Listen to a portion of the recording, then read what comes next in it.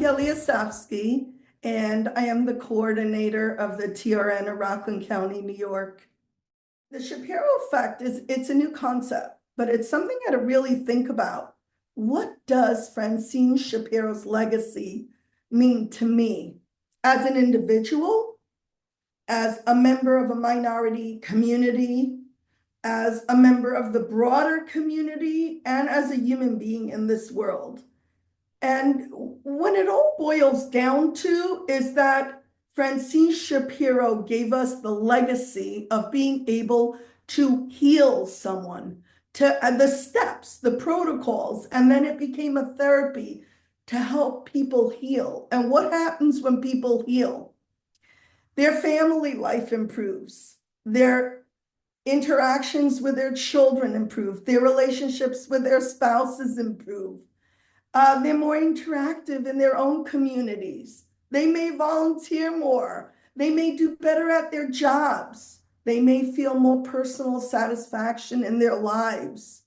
And I think that's Francine Shapiro's legacy. The Shapiro effect, to me personally, it's like I got help with EMDR.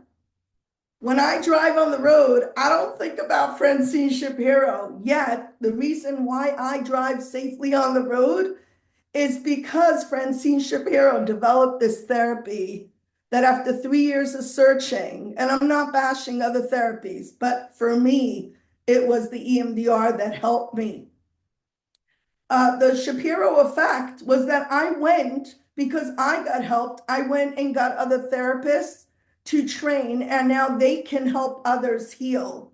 The Shapiro effect, as an MDRIA approved consultant, I can train therapists to do EMDR in a way in which their clients will get help. When we see something that is working and that has this huge power to help people heal, we can't keep it to ourselves. We have to go out there and just keep one person at a time, one family at a time, one therapist at a time, one training at a time, one community at a time, until the global village is hopping with therapists that can take EMDR where it's needed the most in crisis situations and bring an end to the suffering in this world. And that's the real Francine Shapiro thing, is that without her, life may have been different.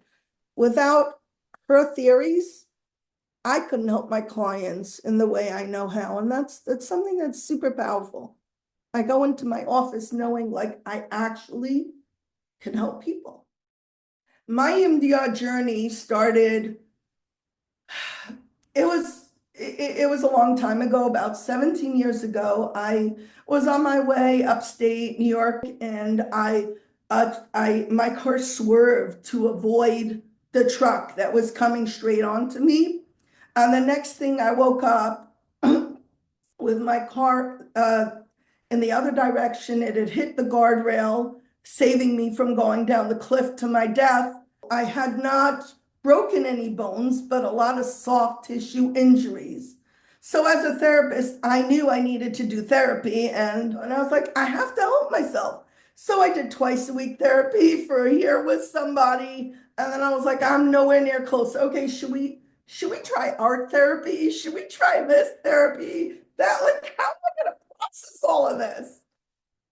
And I remember the day a colleague of mine said, one of my clients, she saw this lady about an hour away out in Jersey, and I actually went with her once because she was kind of scared. It's this thing, EMDR, and maybe you want to try it. I don't even remember the context of the conversation, but I was like, do you have the number? I was that desperate.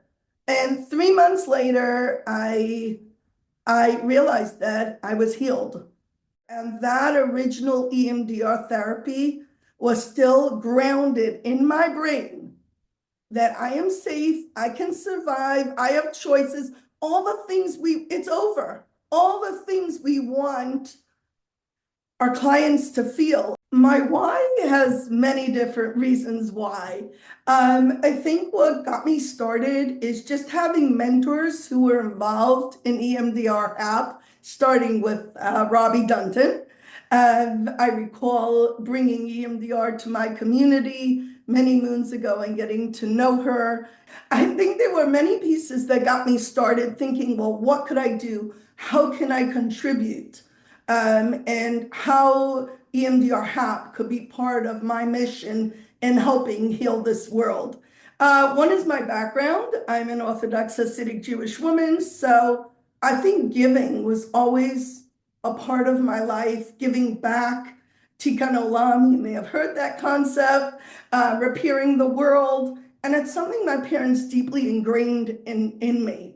I think that I also am living in a world, unfortunately, starting a little bit before COVID, where anti-Semitism has just reared its ugly head again. There was a guy, an incident a mile down from my house, which in my safe neighborhood, I've been living here since I was born, and I couldn't believe it. There was a guy with a machete that came into a rabbi's house where they were lighting the Hanukkah menorah, and all the congregants and hundreds of kids were in the home, and this guy burst in and the whole congregation went into shock. That was a very big deal. And I right away went with a colleague, and we were just RTEP and GTEP trained, and we called the rabbi's gabbai, it's called his personal assistant, and we asked if we could run a meeting with the ladies. We had 22 women come together, and we did a GTEP inspired group, and the women really found it helpful.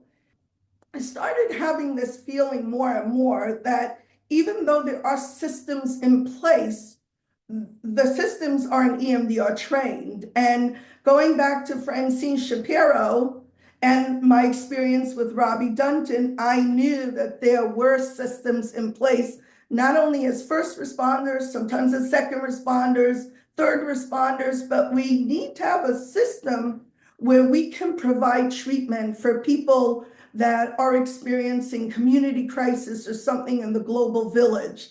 And so I thought that I really needed to do something with the awareness of anti-Semitism and domestic terrorism. And of course, community crisis, that's just what we do. But that became my singular focus. COVID happened, lots of things happened. I landed up offering free therapy for someone who was coordinating a lot of, fielding a lot of questions for people where they can get the vaccines when they first came out, and where they could get treatment. And this woman was collapsing. And I said to her, you know, I know RTEP, come on over, give me a couple of hours. And that 2 hours changed her life.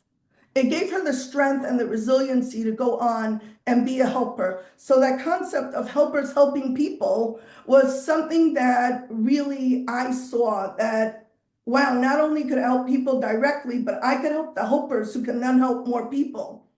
The HAP community is something really special. When I went to the conference last year, I met so many wonderful people, speakers, trainers, people who were as inspired about the mission of EMDR as I was. I think people really want to connect. We have the same passion that EMDR is something that can really bring healing to our communities.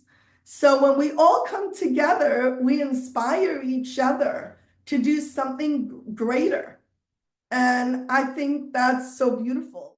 We need to get more people involved. We need more donations. We need people who believe in the mission of EMDR HAP. Everyone's got a good heart. Dollars only goes so far.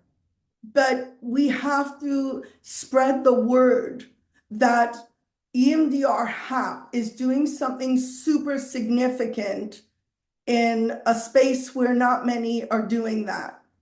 So I feel like if there's anything I can say to someone who wants to donate, this is a very good place for you to give your hard-earned dollars. We will inspire the world to understand how important EMDR is as a first aid method and as something that can help people overcome significant odds in their own personal journey, however they were affected. So if you've got the money to donate, I always say, it doesn't matter if it's $1. It doesn't matter if it's $5, $10. If you buy coffee once a week, you can give some money to EMDR HAP